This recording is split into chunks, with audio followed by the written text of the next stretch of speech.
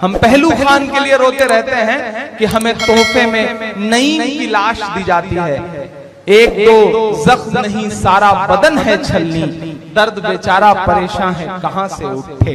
मैं उस दर्द को आपसे साझा करना चाहता हूं, आपसे बांटना चाहता हूं। पढ़ता हूं साहब, लेकिन 4 मिसरे ये पहले सुन लें ताकि उस नज्म की तमहीद बन सके।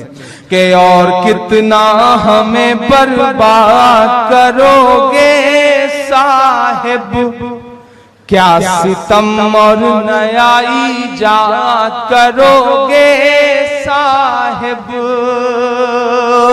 साहिब का मतलब है इस मुल्क की सबसे बड़ी कुर्सी पे बैठे हुए शख्स से बात कर रहा हूं मैं।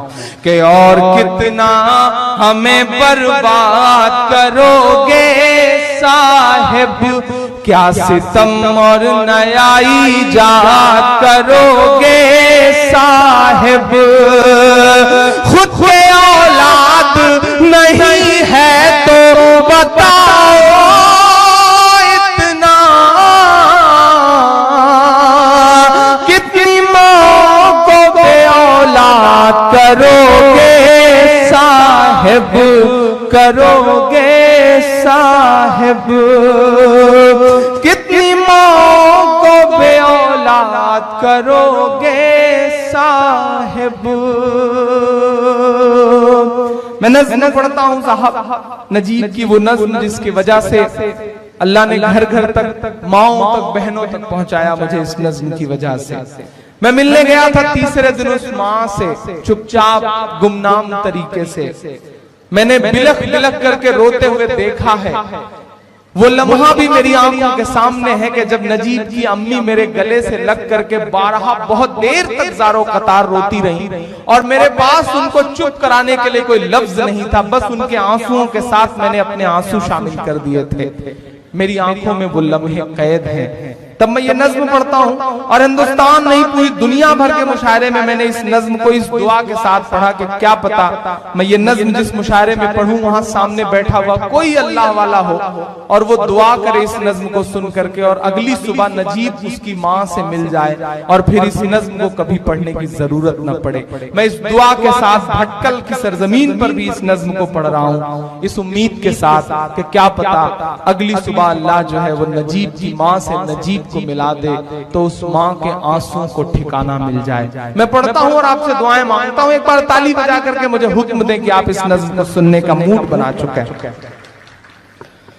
सुना था कि बेहद सुनहरी है दिल्ली, समंदर सी खामोश गहरी है दिल्ली।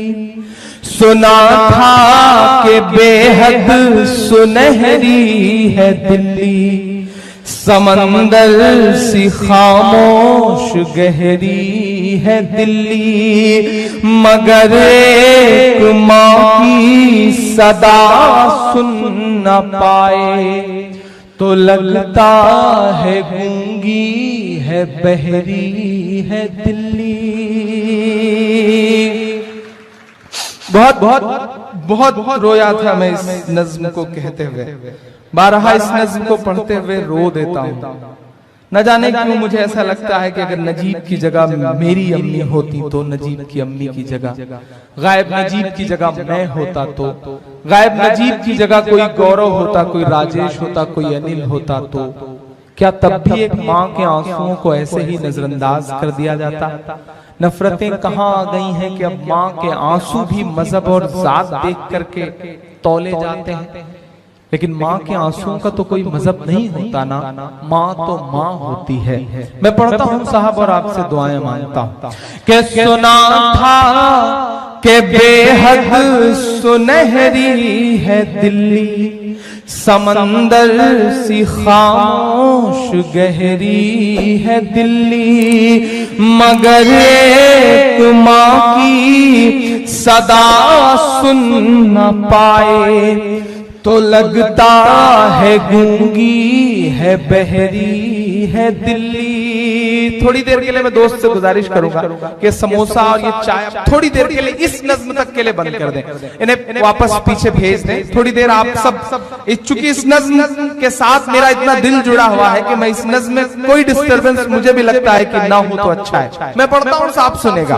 कि सुना था कि बेहद सुनहरी है दिल्ली, समंदर सी खामोश गहरी है दिल्ली, मगर एक माँ की सदा नहीं पूछता है कोई हाल मेरा, कोई ला के दे मुझे लाल मेरा, कोई ला के दे मुझे लाल मेरा, कोई ला के दे मुझे लाल मेरा।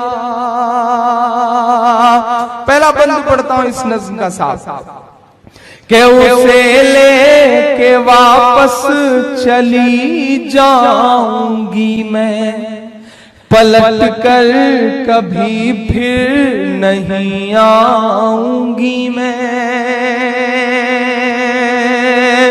हमारे देश के प्रधानमंत्री साहब 3 तलाक के मुद्दे पे अपने चुनावी जनसभाओं में बड़ी बड़ी बातें करते हुए कहते हैं कि हम मुस्लिम बहनों को 3 तलाक के मुद्दे पे उनका हक दिलाना चाहते हैं। मेरा मन करता है भटकल वालों की कभी उनके घर के बाहर, उनकी चौखट के बाहर जाऊं और चिल्ला करके उनसे कहूं कि नरेंद्र दामोदर मोदी साहब, अगर आप सच में मुस्लिम बहनों को उनका हक दिलाना चाहते हैं तो मान लीजिए नजीब की अम्मी को अपनी बहन वापस ला दीजिए अपने भांजे को, तब तो मैं जानूं कि आप सच में हक दिलाना चाहते हैं। वरना ये सियासी लफ्ज़ियां अपने पास रखिए। आप मुस्लिम बहनों को 3 तलाक के मुद्दे पे क्या हक दिलाएंगे? आप तो अपनी अहलिया को खुद आज तक शादी का हक नहीं दे सके, तो आप मुस्लिम बहनों को उनका हक क्या दिलाएंगे साहब? रिश्तों का एहसास तलक ना दे पाए, 3 साल में कोई सबक ना दे पाए, 3 तलाक पे अब वो बातें करते हैं जो अपनी बीवी को हक ना दे पाए। मैं पढ़ता हूं और अगर सच लगे तो आपसे दुआएं मांगता हूं कि उसे लेके वापस चली जाऊंगी मैं, पलट कर कभी फिर नहीं आऊंगी मैं। वही है बुढ़ापे का मेरे सहारा, वही है बुढ़ापे का मेरे सहारा, वो बिछड़ा तो जिंदा ही मर जाऊंगी मैं। उसे लेके वापस चली जाऊंगी मैं, पलट कर कभी फिर नहीं आऊंगी मैं। वही है बुढ़ापे का मेरे सहारा, वो बिछड़ा तो जिंदा ही मर जाऊंगी मैं। वही है मेरी जिंदगी की कमाई, वही है मेरी जिंदगी की कमाई, वही तो है सदियों का आमाल मेरा।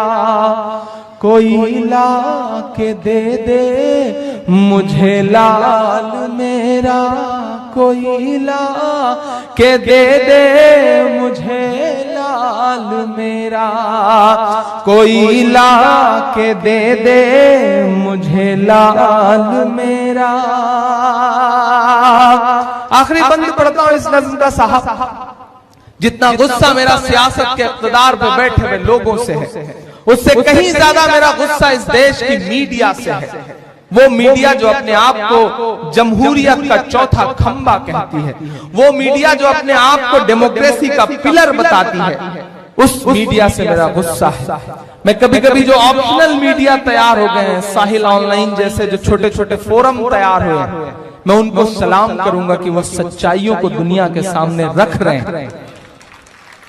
वरना आज तो हालत ये हो गई है साहब कि अपने न्यूज रूम में, एसी न्यूज रूम में कॉलर टाइट करके, टाई लगा करके बैठा हुआ एंकर भ्रष्टाचार पे बातें करता है, करप्शन पर बातें करता है, और खुद सैकड़ों करोड़ रुपए उसने पिछले 10 साल में जर्नलिज्म से कमा लिए। हालात ये हो गए। मेरा गुस्सा है उनसे जो नाग और नागिन की खबरें चैनलों पर दिखा करके ये कह रहे हैं कि यही जर्नलिज्म है। दरअसल वो जर्नलिज्म नहीं कर रहे हैं, वो जर्नलिज्म की जड़ों में मट्ठा डालने का काम कर रहे हैं। मेरा गुस्सा है उनसे, मेरा गुस्सा है ऐसे लोगों से जो ये कहते हैं कि नाग और नागिन की खबरें और नेताजी की छींक आ जाए तो वही खबरें असली खबरें हैं। मेरा गुस्सा है उनसे। मैं उनके नाम एक बंद करता हूं। अगर सच लग जाए कि इमरान का ये गुस्सा जायज है और इमरान ही इस तेवर के साथ ये बात कह सकता है तो आपकी दुआएं मुझे चाहिए। मैं पढ़ता हूं साहब कि ये टीवी के एंकर कहां मर गए हैं। हिम्मत की है मैंने इस देश के तमाम बड़े चैनलों के तमाम बड़े टीवी एंकरों को यह बात कहने की। कुछ नाम है जिन्हें सलाम करता हूं। मैं सलाम करता हूं रवीश कुमार को, जिस शख्स ने जर्नलिज्म की थोड़ी बहुत इज्जत बचा रखी। मैं सलाम करता हूं निधि राजदान को, मैं सलाम करता हूं अभिसार शर्मा को, मैं सलाम करता हूं पुण्य प्रसून वाजपेयी को, मैं सलाम करता हूं विनोद दुआ को, जिन छोटे छोटे लोगों ने छोटी छोटी कोशिशों से जर्नलिज्म की इज्जत बचा रखी है। वरना बाकी जो लोग हैं उन्हें मैं जर्नलिस्ट कम, मुझे तो वो दलाली करने वाले लोग ज्यादा नजर आते हैं, जर्नलिस्ट नहीं नजर आते साहब। ये मेरा गुस्सा है और मैं ये जानता हूं कि ये बोलना बड़ा मुश्किल काम है। मैं जानता हूं कि ये बोलने के नुकसान है, लेकिन शायद मैं इसीलिए तो इमरान हूं। मैं पढ़ता हूं साहब कि ये टीवी के एंकर कहां मर गए हैं।